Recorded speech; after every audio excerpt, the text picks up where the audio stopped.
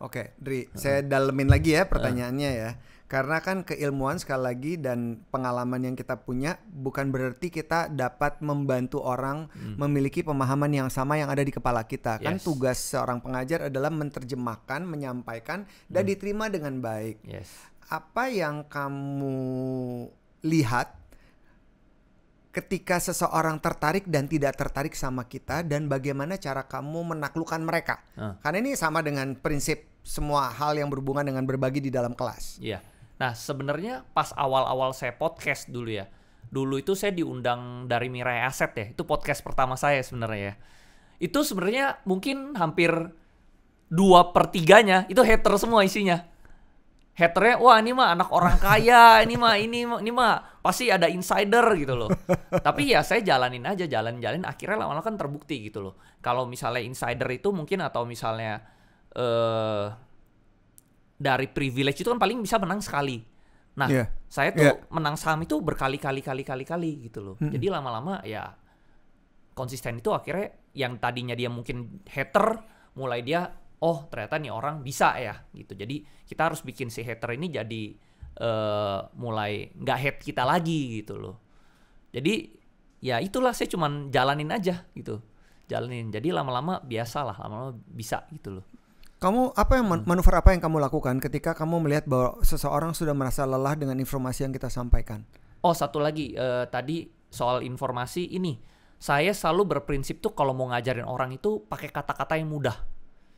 Jadi banyak murid-murid saya itu mereka tuh belajar dari saya, tapi dia sebelumnya juga pernah ngajar di suka ikut kelas-kelas yang lain juga. Gitu loh. Nah, mereka tuh lebih seneng lagi balik riset lagi di tempat saya itu karena penyampaian saya tuh selalu pakai bahasa yang mudah gitu loh. Karena dulu kan pas saya kuliah di Amerika gitu, guru saya pernah bilang orang yang pinter itu harus bisa menyampaikan sesuatu pakai bahasa yang mudah. Absolutely. Yang orang paling bodoh di ruangan itu aja mengerti yang kita sampaikan. Bukan pakai kata-kata yang keren sampai orang aja bingung. Cuma kita sendiri yang merasa pinter gitu kan. Nah, jadi saya selalu pakai kata yang mudah. Saya pakai analogi itu yang sehari-hari di saham gitu loh. Kayak saya analogi bursa saham itu kayak pasar ikan kayak gitu loh. Jadi mereka tuh oh gini ya jual beli ya, tentang pembeli dan penjual gitu. Cuma bedanya ini pasar ikan jualannya ikan, ini jualannya saham, lembar saham seperti itu. Iya, karena memang mereka ngerti. Betul. Itu strategi yang sangat bagus karena dalam hal-hal yang berhubungan dengan bahasa teknis, penggunaan analogi akan membantu menerjemahkan di masyarakat tentang sesuatu yang complicated dan penuh dengan terminologi sulit, apalagi di keuangan di investasi itu banyak banget gitu. Itu bisa dipahami dengan orang awam. Iya, jadi ibarat kayak kita ngajarin anak kecil lah. Kalau kita pakai bahasa sulit-sulit, malah dia bengong doang nggak ngerti gitu loh. Mendingan kita pakai analogi yang simple sampai oh ngerti gitu konsepnya. Jadi itu yang saya kerjain sih. Kamu menyusun alur juga nggak sih bahwa ini kan ada sekumpulan apa yang kamu dapetin, kemudian best practice yang akan kamu kasih dengan exercise. Kamu membuat itu secara alami dibagi. Saya bahkan buka-bukan portfolio perjalanan saya. Dari saya bilang, nih awal, saya buka-bukan, saya bilang, saya tuh invest saham tuh nggak mulai dari duit kecil. Saya bilang, saya mulai invest tuh dari uang 1M. Ini dari hasil tabungan kerja saya dulu. Saya bilang, 1M tuh saya malah rugi. Tinggal saya 500 juta. Nah 500 juta itu saya kasih lihat perjalanan, jadi saya beli saham apa aja, yang kasih saya keuntungan berapa, sampai terkumpul sampai ratusan miliar gitu. Nah, itu dalam waktu 4 tahun, cari sahamnya seperti bagaimana, nah itu saya buka semua. Nah, itu yang tidak diajarkan di kelas-kelas lain. Kalau kelas lain kan, kalau orang Indonesia biasanya kan tabu ya, kalau buka rekening gitu ya. Buka dapur. Buka uang gitu ya. Kalau saya, karena ini kan kelas keuangan, kalau kita nggak kasih lihat uang, ya jadi nggak open gitu loh. Nah jadi cuman kelas saya doang tuh yang bukan portfolio gitu. Jadi mereka bisa lihat sendiri grow-nya gitu loh, growth-nya, pertumbuhannya. Nah itu yang bikin rame sih. Jadi beda dari yang lain. Sedangkan mungkin kelas lain tuh ada yang tarik garis gitu ya, chart gitu ya. Nah saya nggak kesana, saya lebih teori base. Yes, ke bisnis. Cara beli sahamnya kayak gimana. Nah kalau beli saham gini pertumbuhannya segini, uang kita segini gitu. cara grow uang dari 10 juta jadi ratusan jadi ke miliar tuh gimana stepnya gitu. Jadi kan ada pengalaman, Yes. ada bukti evidence, Yes. ada kemampuan bercerita, Yes. storytelling. Yes, betul. Jadi itu semua komplit di kelas saya. Nah, kamu biasanya kalau ngajar boleh tahu berapa lama ya? Saya biasa Paling lama sehari 4 jam. 4 jam. Jadi, ada break dong ya? Ada Pasti break, ya? ada break. Nah, Jadi itu breaknya bentar doang sih, breaknya 15 cuma menit. 10 menit. Oke. Kamu mengatur alurnya nggak? Karena kan alur is another strategy. Atur.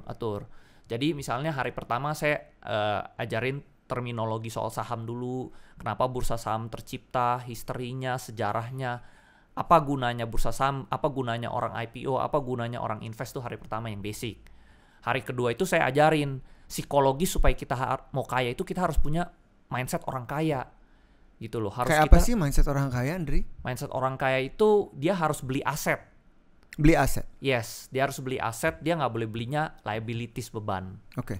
Gitu loh. Terus orang kaya itu dia bikin uang yang bekerja buat dia. Iya. Dia bukan tukerin tenaganya buat uang gitu. Jadi orang kaya itu uang yang cari uang lagi, bukan diri dia yang cari uang. Ya kayak gitulah terminologi bisnis lah. Aset tuh means what?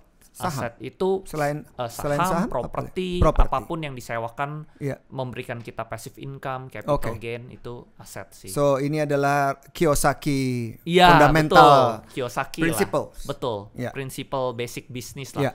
Nah, cuman banyak orang kan yang basicnya itu kan ibu rumah tangga. Nah, dia nggak paham ini. Jadi saya harus jelasin gitu. Itu hari kedua. Di hari ketiga baru saya ajarin cara pilih saham yang bakal naik itu seperti bagaimana. Yang tadi kamu udah share. Yes, skill-skillnya itu saya ajarin di hari ketiga. Jadi dia bisa menganalisa sendiri. Nah, di hari keempat baru money managementnya. Jadi kalau hari ketiga itu cara kita cari uang, hari keempat tuh gimana kita mempertahankan uang kita supaya nggak habis lagi gitu loh. Gimana kalau kita punya uang 10 juta, kita harus ngapain nih? Efektifnya misalnya kerja dulu, dapat 100 juta. 100 juta baru bisnis dapat 500. 500 kita investasikan baru tuh berkembang jadi miliaran seperti itu. Andri, again terima kasih atas apa yang kamu utarakan dan kamu sampaikan karena ini membantu dua aspek penting menurut saya. Pertama buat mereka ingin mengetahui cara menjadi seorang pengajar yang menarik apapun disiplin ilmu yang mereka punya. Kedua adalah cara pandai, cerdas menjadi seorang investor. Yes, betul. Karena saya seneng juga sih lihat keluarga-keluarga saya juga terbantu, teman-teman saya tuh kebantu banget gitu keuangannya gitu loh. Bener-bener ya untungnya besar lah, mereka untungnya berkali-kali lipat dari investasi saham. Cuman kita harus tahu target belinya kapan, jualnya kapan. Karena kalau kita nggak dijual-jual juga bisa balik lagi. Gitu. Dan saya merasakan kamu adalah orang yang otentik. Yang genuine. Tidak ada, kamu nggak punya ketakutan apapun untuk berbagi. Nggak, benar. Semua orang malah bilang, lu nggak bongkar nih? semua. Iya, betul. Saya membongkar semua. Saya buka-bukaan aja gitu loh, benar. Karena menurut saya nggak ada yang harus saya tutup-tutupin gitu. Kan ada orang yang pelit ilmu, banyak ilmu tapi pelit. Betul. Ya ilah sampai mati. Ada juga yang nggak ada ilmunya, terus malah ngemeng doang gitu, cuman mau ngajar doang, mau cari untung dari kelasnya. Mau gitu. dapat ini panggung. Cari validasi. Betul. Ya, kalau saya apa adanya lah. Misalnya mau ikut kelas saya boleh, nggak ikut juga nggak apa-apa gitu. Saya bodo amat gitu. Memang saya bodo amat. Jadi ketika kita do our best, kita nggak punya hidden agenda, kita just being authentic to ourselves, itu akan membuat kita lebih ringan. Iya, ringan. Jadi saya nggak kayak harus kelas saya rame, enggak. Mau sepi, mau rame, terserah gitu kan. Saya cuma jalanin aja gitu. Mau ikut silahkan. Bahkan kok saya bilang kalau misalnya saya lagi nabung nih, mau ikut kelas, saya bilang jangan, nggak usah, belajarnya dari YouTube nggak apa-apa kok, bisa juga gitu loh, nggak harus ikut kelas saya, nggak harus gitu. Nah di usia seperti ini yang masih muda bisa dibilang dan pencapaian yang begitu mendapatkan pengakuan dari orang banyak, nggak cuma dari lingkungan terkecil kamu, pertemanan sampai masyarakat luas mendapatkan itu, masih ada purpose dong.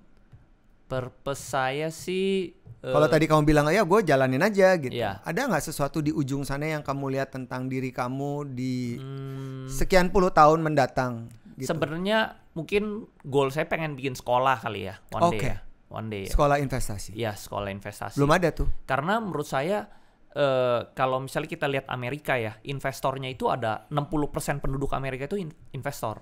Maksudnya dia memiliki saham lah 60%. Kalau di Indonesia baru 5%. Kecil sekali. Kecil sekali. Jadi maksudnya ini masih ada room to grow lah. Iya. Seperti itu.